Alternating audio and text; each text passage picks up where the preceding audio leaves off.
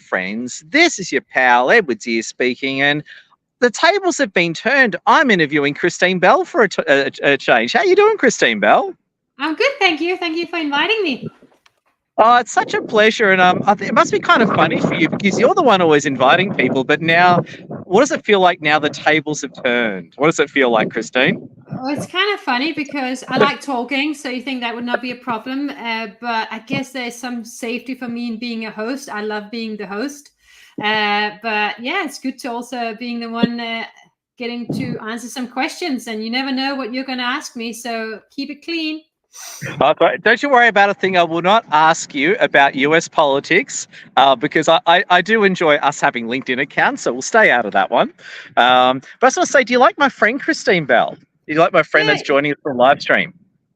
She seems very nice, maybe a little bit still, a little bit quiet, but nice nevertheless.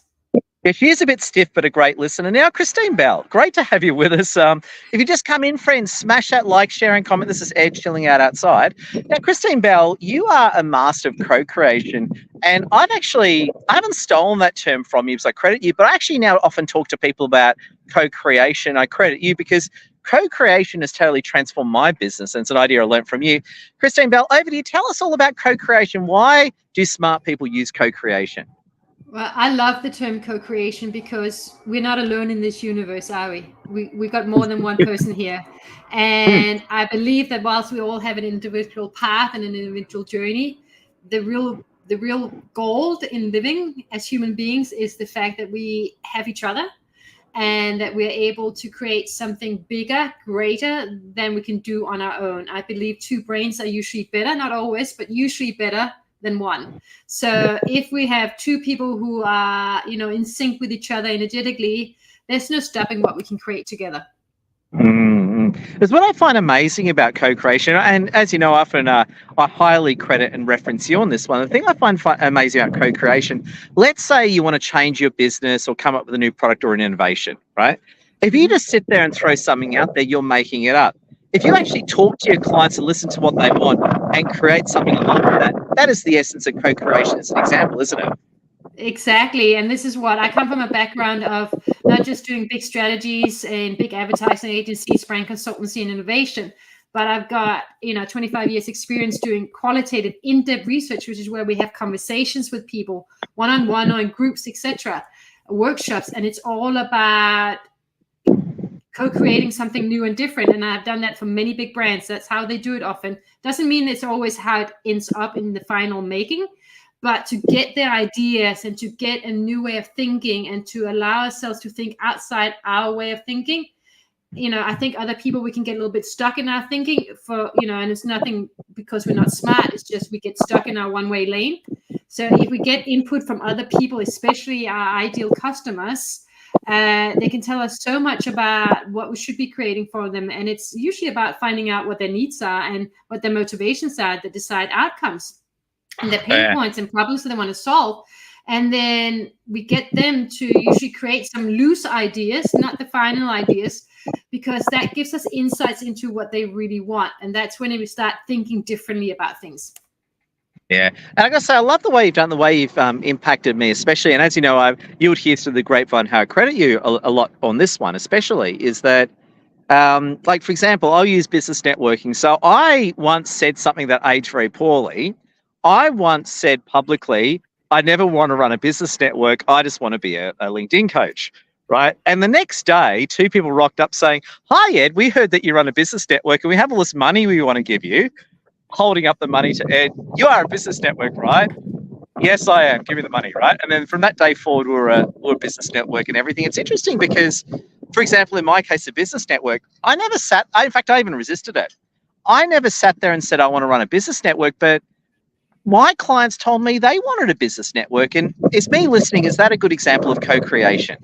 I think so, because, you were having conversations with people, you had a set idea of what you wanted to do, and someone comes and say, hey, you know what, I'd love that. And you go, well, let me adapt. So you also showed adaptability. And I think that's really important when we co-create. It's about being curious. It's about being open-minded. It's not about letting go necessarily of our ideas per se. We can still have those. It's just, how can we build on it? What it is, how can we make it look different so it's more relevant to the people we want to attract in. Yeah, brilliant. Well said. Now, friends, if you've just come in from around the world, like, share, comment, streaming with Kristine on Facebook and LinkedIn. Please say hello. We've got someone Great from thing. Nigeria.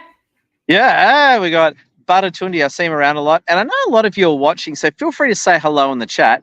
I don't see all your comments, but I see some of them. Now, interestingly, Kristine Bell, the other thing I want to ask you as well is, now, you are a customer strategist and a market research expert as well.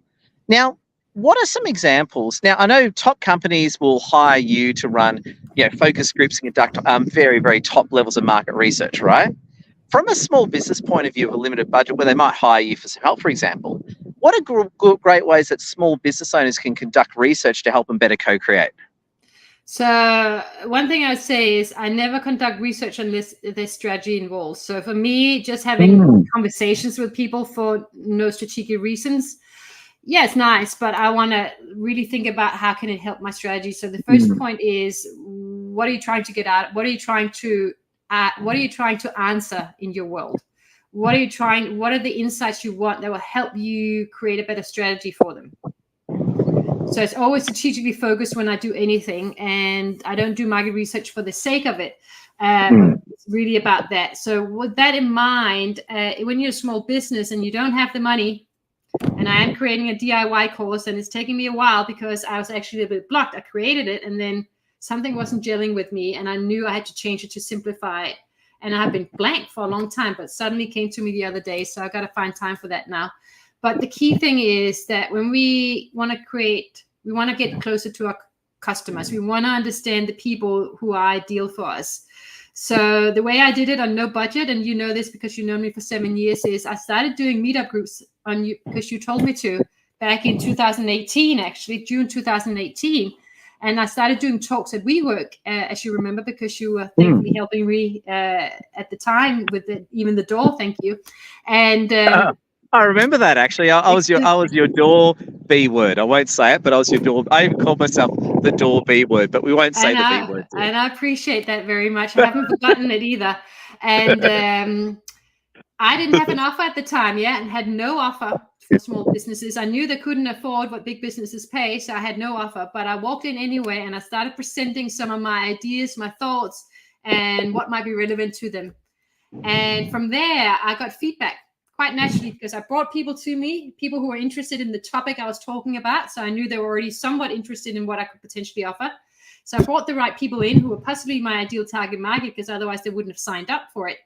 And then, so I knew it's the right target market. Many people make the mistake of talking to everyone. We want to talk to the people actually who are likely to be our ideal customers. They have to weigh higher when we get insights. And then I just started presenting different things, and I did many of those talks, and I started doing classes in Sydney as well. Again, didn't have an offer, just put myself out there. And guess what? I was testing all my insights, my thoughts, my presentations, my exercises, and I was just testing them and seeing how people responded to them. And then guess what? They couldn't help but give me insight. As they were playing with, we were doing exercises, they were giving me insights, one insights after the other, for free. Hey, it's funny you say that. I gave something for, I gave them something for the class in between, of course. It's funny, I totally forgot about that. Now you've said it, all these memories are stimulating in my mind, and you're right. It was very smart what you did. You ran your free events, ran your meetups, which is a great strategy by itself. But you used it as a way of getting insight into what people wanted. And now you're selling. And I suppose that's it. So instead of you just making up some stuff and just flogging it to the market, you spent time with the market, understand what they want. You created your business and offer in conjunction with them. And here you are. That's very intelligent. And the offer I have is directly out of the insights I got from speaking to over 300 small business owners through informal networking, mostly your networks, but also other networking events online. And just talking to people. And yes, you only have a couple of minutes to talk to people, but be smart about what spend time listening to them. Ask more questions than you talk, and you're going to get insights. And then I learned, talking to more than 300 small business owners in the last 6 years, I learned something really vital about what's going on with small business owners. And then I created my offer. And can I tell you the insight? Tell us everything, please. Shoot. I learned that small business owner, I would say out of the 300 plus small business owners I've spoken to in 6 years, 95% almost, this is what happens. They go to, Oh, let me start my own business. I have a great idea. Let me create an offer in isolation. So I'm creating my offer, not speaking to anyone over here in isolation, service or product offer. Then we go, oh, I need to make money. Yeah. Need to make money now. Yeah. They guess their target market. Yeah. They don't do research, no research, just guessing. Maybe they have some insights into the industry, but that doesn't mean it's your target market. So you got to be really clear on, it's just because you have insights into your industry doesn't mean that's the people you're going to be selling to necessarily. So then they guess that, and then they go, the market is teaching us small businesses that you must have execution, and they don't talk strategy. It talks to get that website, get that brand logo going, get that social media up and going, get that LinkedIn going. Yeah. That's all executional part. We need it. We absolutely need it. There's but if something there's no strategy that holds it together, what's the point? It's going to be aimless. I was just going to say, I think you said this to me. It's all hustle and no brains. Yeah. Well, that's the energy. Yeah. And then what happens is that sometimes people are quite good at holding together, and they might do pretty well for a little while. But a lot of small businesses fail. We know this for sure. Yeah. The numbers are out there, yeah. And most often, and there's many different reasons, but one of the big reasons is that one message over here, one message over there. They're not hanging together. They don't know their competitive edge. They don't know what makes them unique. They haven't done their competitive research to learn, not to compare, but to learn from others what's going on in the market. And so there is no insights and no intelligence behind it, and it's straight into execution. And then we spend a lot of money and time on execution. Now we are asking the people who does the website designer or the brand logo to become our strategists, because they need that insight. So if we don't have it, they're going to be guessing our target market for us, and they're going to come up with what they think is special about us. And it's usually not the same people doing these execution for us. Yeah. Yeah, no, it's so true. And if you are watching, please like, share, comment, say hello. Big hello to Bradley Donovan. Bradley Donovan's an old friend of mine. Good seeing you, Bradley. We love you, Bradley. And interestingly, I couldn't agree with you more, Kristine Bell. And I think that, and you've done this with me. And I remember you even suggested this is a very simple move for market research in your own business. You once said to me, I did it right away. Ed, just speak to your top 5, 10 customers. And I think at time, pardon me if I'm paraphrasing incorrectly, but I think you said basically ask them 3 questions. Why do you use us? What don't you like about us, and what do you see? They were basically the 3 ideas you got across. And people would turn around and say to me, Ed, the reason why we like you is because you've got a great network and you're very inspirational, right? And that totally changed me, because people were always saying to me, Ed, I love your network, Ed, I love your network, I love your network. And just that was, hang on, people like us because we're inspiring, we run a network. I have an idea. Why don't we focus on being an inspiring network? What a great idea. And the next question is to ask, what are they getting out of those networks? Why do they love them so much? What is actually the desired outcome that they were clearly getting from them? And what they said was, Ed, I'm getting great business connections that's leading to business. Plus, whenever I hear this every day, when I feel down, you make me feel good. Yeah, not you, but your community makes me feel good. Yeah. And every time we go on your, especially not only the live, but the online. What do people say again? You don't even ask them to just come out saying, I'm here again because it's such a wonderful community. I feel good. I feel uplifted. I feel joyful. I feel welcomed. I feel acknowledged. I feel seen. Yeah. Most of them. Yeah. Now, I got to say, I love it, Kristine Bell, and it's really, really cool. And I was going to ask you as well, Kristine. Now, there's going to be a lot of great people watching, a lot of people who are in business for themselves, or people who are starting out in business. Now, the first thing I'm going to say is, please connect with Kristine over LinkedIn and have a chat with Kristine. She'll give you some ideas. Besides talking to you, what are your first starting suggestions to people listening to understand their markets better and better walk the road of co-creation? Well, obviously, depending on whether your product or service or what industry you're in, there's no such thing as everything one size fits all. So bearing that in mind, where can you find your potential clients, your potential customers? Where can you find them and start hanging out with them? Is that at the baseball training for kids or the cricket training for kids? Is it actually because your target market is parents? Is it at business networking events like yours because you are targeting businesses? Where can you find them and be creative? Like, be really creative. When you can obviously pay for this to find them, but if you don't want to spend money on it, it costs a lot of money to get professional recruitment. Be creative about where you can find them. So that's key. 1, where can you find them? Go and spend time with them. and start having conversations. And it's not about, hey, let me, slam you down for 10 minutes per se at the beginning. First, we want to just chat, get insights, both where we prompt them, but also where they just spontaneous feedback stuff, because we show them, we share things about ourselves, and we look for their feedback. Are they engaging with us? Are they interested? Are they asking questions? What questions are they asking us? And find out from that. Have a conversation about it. Get their ideas and thoughts. And then also at some point, and you may have to offer a little incentive for this, but most people say no to an incentive if they like you. And I did this with you. You were part of it. Like I had 10 times 45 minutes Zoom interviews with people. I paid about 3 of them, some small dollars. Most of them said, no, thank you. I'm happy to do it.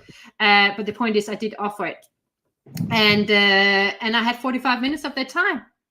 Wow. And I was testing, I had taglines, I was testing brand positionings. I had all these different things. I'm like, let me just show you this, Ed. Which one do you like the best? And tell me a little bit about what you like about it. And then I looked at for the themes. When we only have 10 people, don't believe it's reliable, but you can get themes and insights and then use your brain to work it out, and intuition, especially when you don't have big numbers. And we do want bigger numbers, ideally, to get more themes and reliability. Oh, Kristine Bell, brilliant. I got to say, I love your work and I love your leadership. And if you just come in, like, share, comment, we're finishing up shortly. Now, Kristine Bell, before we finish up, and big thank you for coming, by the way, we'd love to hear some closing thoughts from you. So please give us some closing thoughts for our audience to keep them moving. And please tell us professionally how you work. How can people get in contact with you and what courses and programs do you have for sale? Yeah, so basically, I love this son, Sui. I can't even pronounce his name, but the whole thing around, strategy, strategy without execution is purposeless. Yeah. Yeah. There's no point to it. But execution without strategy is totally aimless. Yeah. So you really need both. And you definitely need to start with big strategy. You really need to start with the understanding your ideal customers emotionally and motivationally, because this is how we connect first and foremost, and then we have proof points afterwards. We look for the proof points rationally, and we really understand your competitive edge. So this is what I'm all about. You got to start there. Stop doing it where you jump straight to execution. It is money and time wasted most of the time. So that's my point that I want to make. If you want to find out about me, I have a free class every fortnight, bi-weekly, on a Friday, Sydney time. That would be a Thursday night in the US.